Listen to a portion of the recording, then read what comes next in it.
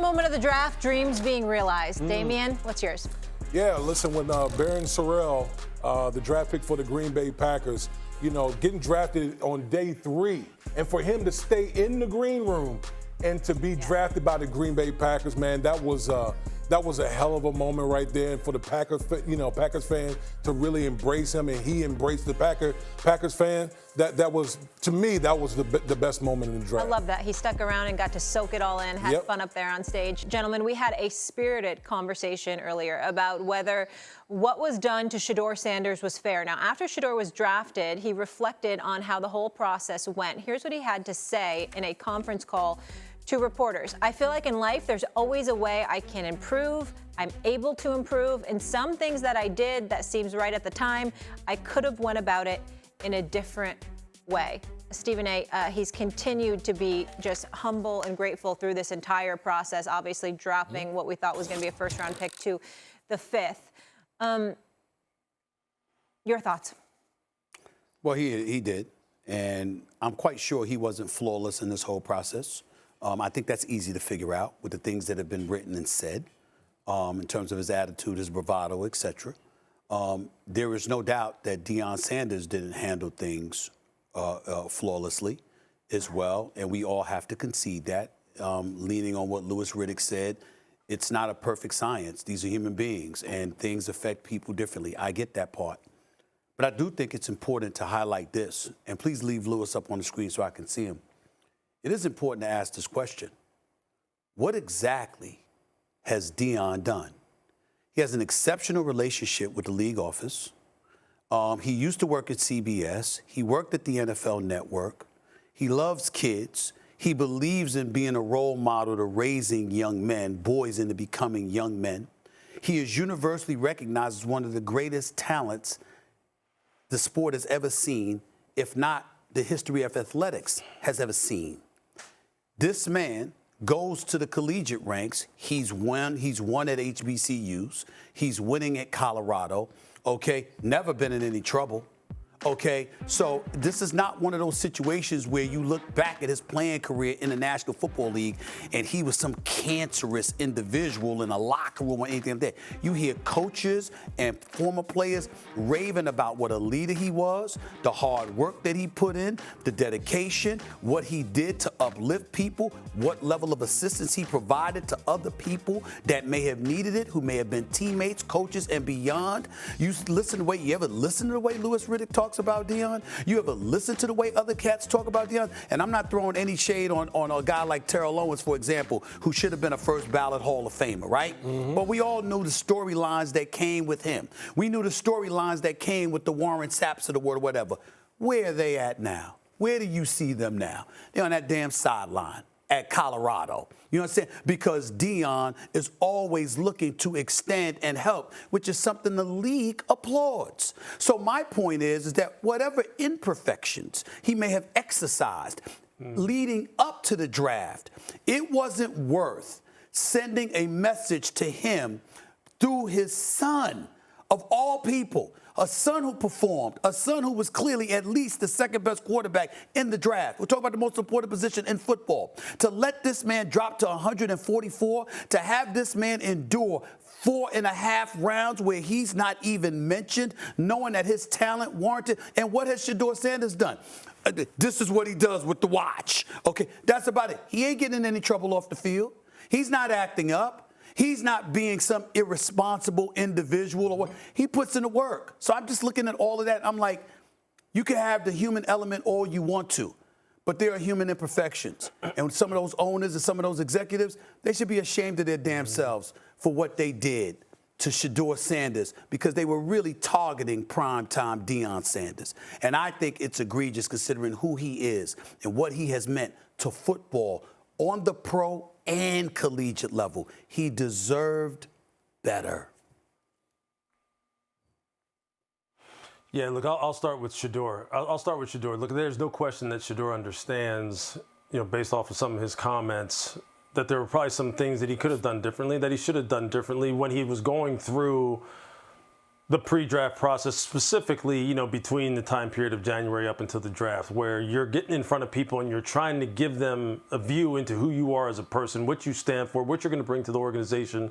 And it's important to understand your audience and understand what kind of perception that you're giving off, because what it is, whether we like it or not, I don't even know why we wouldn't like it. We understand it. It's a job interview. That's what it is, right? So you're going to have to kind of handle that accordingly. There's going to be times where you can authentically really put yourself out there and let people see who you are. And there's going to be times where you have to understand your audience and understand that, look, maybe I need to pull back here or pull back there because I don't want people to perceive me in the wrong way. Because ultimately, what I want is I want to be drafted high, I want to be compensated and rather valued appropriately, and I want to have a long career. And these are the people who are controlling that for me. So I have to make sure I'm aware of that. And I'm sure that's probably some of the things that he's talking about. Maybe somewhere along the line, a few places, a few different interviews, maybe I didn't come off the way I needed to. Maybe I wasn't prepared the way I needed to be.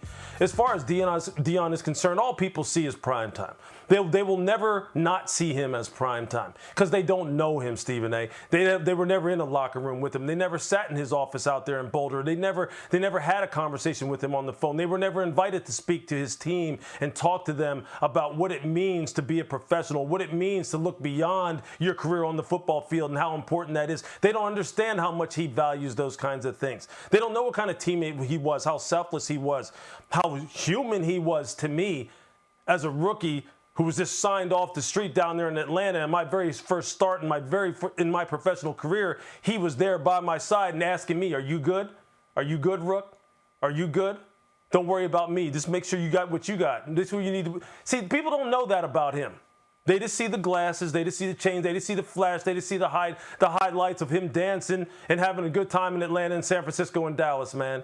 They don't know him. And until you know him, you should probably temper some of your comments that you have about him. During day 2 of the NFL draft, Sheduer Sanders was seen on his stream receiving a prank call that he'd been drafted. So the son of Atlanta Falcons Defensive Coordinator Jeff Ulbrich admitted to being behind the call made to Sheduer and apologized to him in an Instagram post on Sunday. The NFL looking into the situation, specifically how Sanders' private number was leaked, our sources telling Adam Schefter. So the Falcons released this statement on the matter Sunday. It reads in part, "The Atlanta Falcons do not condone this behavior and send our sincere apologies to Sheduer Sanders and his family, who we have been in contact with to apologize to, as well as facilitate an apology directly from Jax to the Sanders family himself."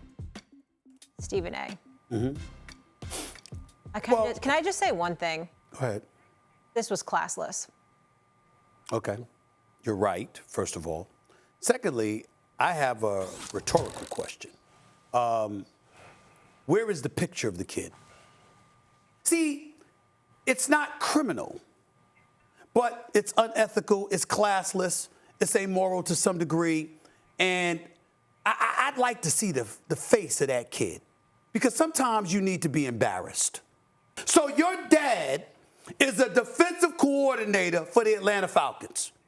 You go into his laptop computer and find a number for Sheduer Sanders.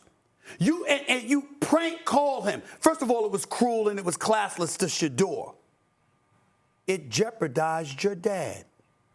What if the Atlanta Falcons didn't believe it was your dad, that it was just you? What if they had believed it was him? And I don't believe that for 1 second. I don't believe the defensive coordinator for the Falcons. I don't believe that man did. I don't believe he had anything to do with this. I think it would be unfair to accuse him of that. But what if the Falcons didn't believe him? What if the NFL didn't believe him? Your dad could have lost his job. And because you want to prank somebody, okay, and be cruel and insensitive, knowing what Sheduer must have been going through, you would be some privileged little brat that would do something like that and take joy out of somebody's misery like that at the expense of your father right now. Who was thinking about? We've talked about a lot of things in football. Have we ever talked about Jeff Ulbrich? Have we ever mentioned him on national television? But he's a household name this morning because his son didn't think about his daddy, who unquestionably loves him, took care of him, raised him. You in college now, no doubt still living off daddy. And you would do something like that to him. You should be ashamed of yourself. And even just as equally, to Sheduer is what he did to his own father. At no time did he think about the consequences, the potential consequences. This could come back to my dad since I got it from his computer. It ain't like you got Sheduer Sanders from one of your boys or something. You went into your dad's work computer and did this. And it wasn't just any kid. You tried to pile on someone's pain. Yeah. I'm going to correct both of y'all. I don't like the fact that everyone keeps using kid. You a grown-ass man. You're 21 years old. For you to go out and access your father's laptop, private information, and then go out there and humiliate Sheduer Sanders on a weekend that's supposed to be festive. That's already humiliating. That's already humiliating, and you're going to pile up on top of that. Don't give me this, oh, it was just a prank. Oh, it's no big deal. No, that's BS. That's BS. He should be absolutely ashamed because it's unacceptable. It could have cost your dad his job. Now, fortunately for him, the Atlanta Falcons had some grace about it. That's right. And decided, you know what? As we all do. As we all do. We believe Dad didn't have anything to do with this. That's right. The Falcons provided grace, but I'm not here to let him off the hook one iota. It's embarrassing. He should be absolutely embarrassed and excoriated for the actions he took to embarrass the Sanders family that weekend. We see Sheduer's face on TV all the time. He's 21. We should see his face. That's the kid who did that to Sheduer Sanders. That's the kid who did that to his daddy. Don't let me find this picture. I'll put it up right there. You should see exactly who he is. He should be ashamed of himself. Louis? Go ahead, Louis. Yeah, see, this is, to me, it's indicative of, I wouldn't say all there's a lot of people out there who really don't have respect for players in their journey, what it takes to become a pro, and the army of people behind you, the kind of people that make the investment that people make in you, the investment that you make in yourself, the trials and tribulations, the ups and downs that you experience, and it all gets culminated right on draft day. You see the emotion. You see guys breaking down and flat out on their knees crying, saying, you know what? I have dreamed about this day for my entire life. I know exactly what that day feels like. I was on the other end of it. I got drafted in the 9th round. I wouldn't even been drafted in today's day and age. And I'll tell you what, it was one of the most emotional times in my life where you start questioning yourself as a man, as an athlete, as a human being, what your worth is. You start feeling as though you let down your family. So all those things, you can best believe. Don't get it twisted. Don't think that Sheduer, because of how happy he was when he got drafted, of course he's happy. Can you imagine the kind of emotions he was having that day? Can you imagine the kind of emotion his father was having? And then you're going to play a joke on him? You're going to call him and play a joke on him? Jeff Ulbrich is a former NFL player. Jeff knows what the sacrifice is, what it takes to play in the NFL.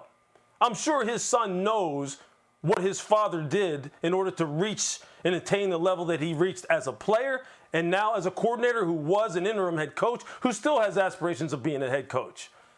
And for you to kind of like just say, hey, you know what, I'm just going to get with one of my buddies here and I'm just going to play a joke and I'm going to take this number here and on draft day I'm just going to mess around. I'm just going to mess with Sheduer Sanders and his emotions and all the things that his family's going through and potentially jeopardize my father's career. And you know what, I'm just going to disrespect all the things that I know about what my father went through to become a professional football player and to become a defensive coordinator and hopefully become a head coach. What that speaks to is just how desensitized people have become when it comes to professional sports and the fact that you're talking about human beings here who make some of the kind of sacrifices that you could never make. Because I couldn't imagine me myself saying, hey, you know what? As someone who has been at the very bottom to try and ascend to like some level of success, I could never imagine going, you know what would be really cool? I'm going to play a joke on someone like this and pretend that I'm a GM and I'm drafting you when actually I'm not. And then I'm going to hang up and just giggle about it. I mean, what the hell are we doing? Seriously, what are we doing when we think that kind of crap is funny? I don't know. Trying to get likes on TikTok. I don't have the right words for it. Right. Louis, I'm going to say this to you. I don't have the right words for it. You can't say it any better than you said, but I'm going to tell you what you just did for me. That picture of his son that I could assure you I would have found within the next couple of hours, I'm not going to do it just because of what you just said. And you know why? Because his dad doesn't deserve that. Jeff Ulbrich, a former NFL player, with what Louis Riddick just highlighted, regardless of what his son did and what his son deserves because of it, that's for Jeff Ulbrich at this point to handle. Because of what you just said, Louis Riddick, I'm not going to show a picture of his son, just as a testament of respect to Jeff Ulbrich and what he obviously is going through right now because of how insensitive his son is. That is already alarming and disheartening enough. Jeff Ulbrich doesn't deserve more than that. I will not show his picture. Alarming is a great